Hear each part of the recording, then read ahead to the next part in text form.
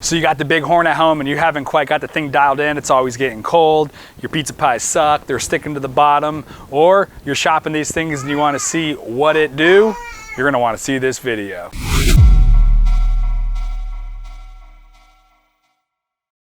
So the first thing we got to do to make some pizza on the big horn oven that slaps is we got to make sure that our pizza stone is clean. We don't want any ashes or anything left over from the last cook on there. You want to use a paper towel lifting this out so that way you don't get it all over your hands. And I like to just go ahead and just brush it off with a grill brush. It'll knock off any high points that you might got on here from some burn up flour.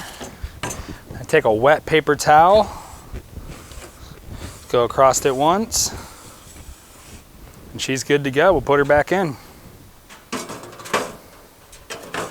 The next step to getting this pizza party going is going to be to ignite the firebox. You do this by putting 300 grams of the Traeger pellets into the firebox and ignite it. My preferred method is a little propane torch on the end of a 1 pound DOT 39 propane fuel canister. I got a video on how to refill these too, so check them out. It's great because I've gotten some longevity out of this tank versus that long skinny one you pick up at Home Depot, and I can refill it when it's empty. Don't forget to take your little cover off your chimney. And you're actually going to want to use this because it's about 150 grams of pellets, so it's a great way to measure them on the fly. I like to take my pellets and put them in a container so that way I'm not fighting the bag when I'm running around. The key to using this big horn oven is you want to have everything ready ahead of time. This is a plastic table that I'm doing this on, so I put my little firebox on top of a metal cookie sheet just to help radiate some of that heat so the firebox doesn't melt through the plastic table.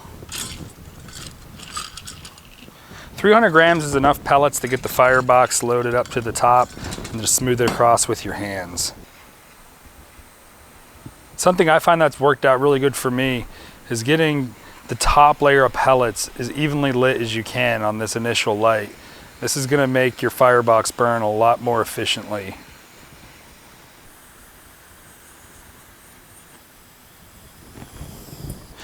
After our fire's been going for about 2 minutes, we can pick it up and put it into the big horn oven. I, of course, have already lost the little tool you use to pick this box up and open the back little fire chute, but I'm pretty handy with a pair of tongs. Use caution if you're not using that OEM part. Now that our firebox has been heating up in there for about 5 minutes, we are only moments away from flames out the top. At this point, you want to have everything ready.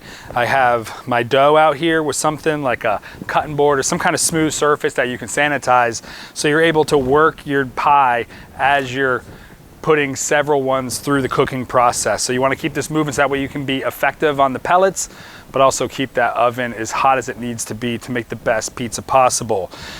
When it comes to pizza dough, you can make it at home or you can buy it at the store. One thing that buying at the store kind of buys you is that time. A more flavorful crust is actually going to be inside the fridge for a day or two, fermenting, as they say, aka rising, proofing, whatever you want to call it. And that's going to give you a crispier dough that's a little bit stronger, easier to work. It has those glutens formed in it, and it's going to give you that good flavor. So buying it at the store could be a good option. A couple little things to do once you get your pre-made dough back home. It does come in a 1 pound ball. We only need about half of that to make an 11-12 inch pie inside of the big horn oven. So cut it in half, and then we're just gonna roll it, fold it onto itself, crimp the bottom into 2 nice little balls. So 2 balls is gonna make 4 pies in the big horn. I got some herbed, I got some plain. Put that inside of a container, rub it up with a little bit of olive oil so it doesn't dry out, put a lid on it, and let it sit on the counter for about 3 hours. For our sauce, super simple. We got 1 can drained tomatoes, we got 1 can tomato sauce, about 1.5 teaspoons of Italian seasoning, and 1 tablespoon of olive oil. Mix it all together, let it sit in the fridge for at least an hour. I like to start off with about a 1/4 cup on each of the pies, that way you don't overdo it on the sauce, and use a brush to help you get it nice and thin. A little trick I've been doing with the cheese is I put it up in the freezer about 15 to 20 minutes before I start making pizzas with it. That's gonna kind of cool it off and give the bottom of the pizza a little bit more of an opportunity to crisp up before the cheese on top gets burnt. This oven really effectively cooks the cheese up top, which is something you don't get inside your home's range, but it's almost a little bit overkill, and the bottom often doesn't get crispy enough before the top burns. Counter that by freezing your cheese a little bit. So we got flames out the top, so that means we're ready to start cooking some pizzas, and this fire's going. Before I start dressing this pizza, I'm gonna go ahead and add 2 more scoops of pellets into the back. These are kind of light scoops too, don't stuff them, just a light little scoop.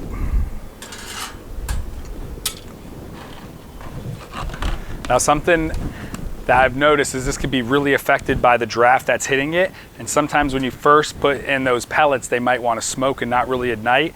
If you leave the back hatch open and take the oven door off, you can get a draft coming through there that instantly ignites the back, and you'll get all those pellets lit at the same time.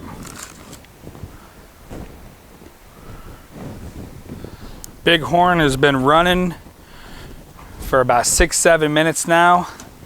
We're gonna go ahead and give it 1 more scoop of pellets and get our pie ready. So first off, you wanna hit both sides of your dough with some semolina. This is gonna help you be able to work it. It's gonna keep it from sticking on this peel. Put a little bit on your peel. That way she lands nice, AKA slides off. This is a little bit more coarse than flour, which I think assists in getting it off the peel. All right, put your pizza shell on there. You can see I really didn't have to do much to work this. Once it was in that uniform ball, it almost just fell into shape.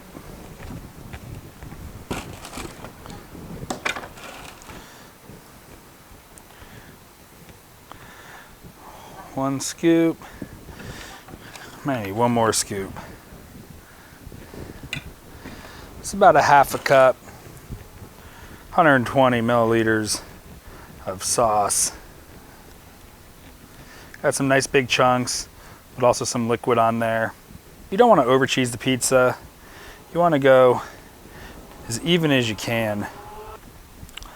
Also with the cheese, make sure you're using a low moisture whole milk cheese. It's gonna give you the best kind of melting properties and flavor. This pizza, I'm just gonna throw some pepperoni, some Kalamata olives on there. Go ahead and take the door off and land that first pie. As you can see with the semolina, it comes off super, super easy. It pretty much just hovers right off that peel. Now it's at this point where kind of the skill and the mastery and the experience comes in when trying to do a pizza party on this.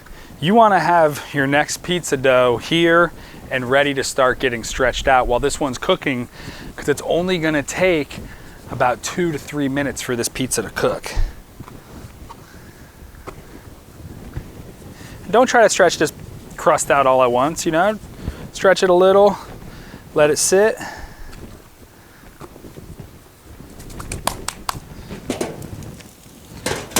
Oh yeah, pizza's looking good. I think it needs about 1 more minute.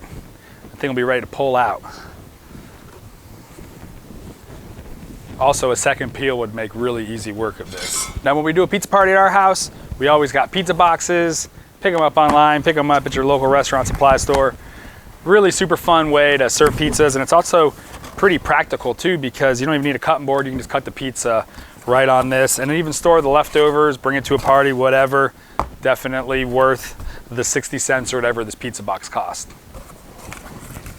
All right, we're gonna go ahead and free this pizza from the Bighorn. I would say that is a beaut. Check out this pizza pie. Beautifully bubbled cheese, got the pepperonis cupping up. These are some new ones that Hormel offers. Bottom, nice and crispy. And you can see that semolina kind of gives it a nice little texture. Go ahead and put that in the box. Another thing that the box help does is absorb some of that moisture put off by steam. and absorb some of the grease, give it a little bit crispier of a pizza, believe it or not.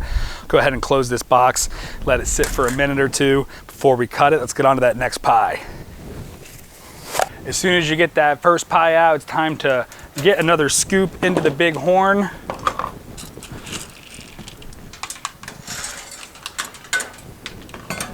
Go ahead and start whipping up this next pie.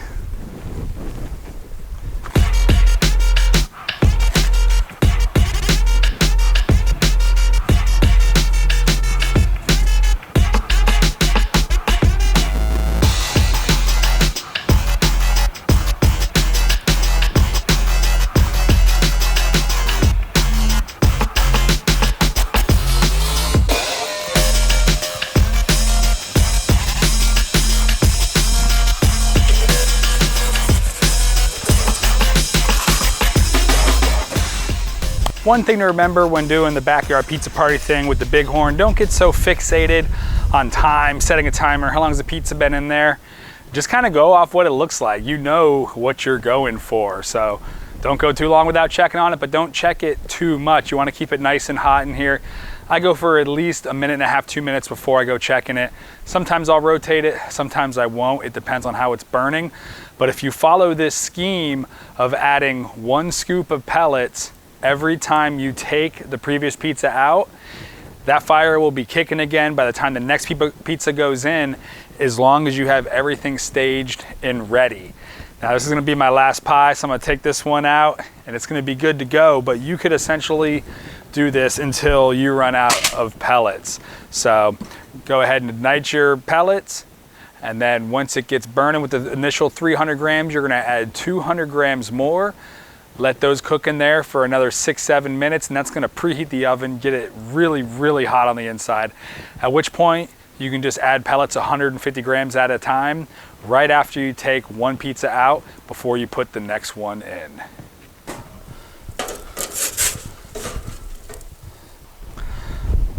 My favorite way to cut the pizza is not with one of those little roly-polies, just a good old-fashioned chef knife. I hope these pointers will get you going in the right direction with your bighorn oven. Catch you all next time. Don't forget to like, and if you haven't yet, hit that subscribe button.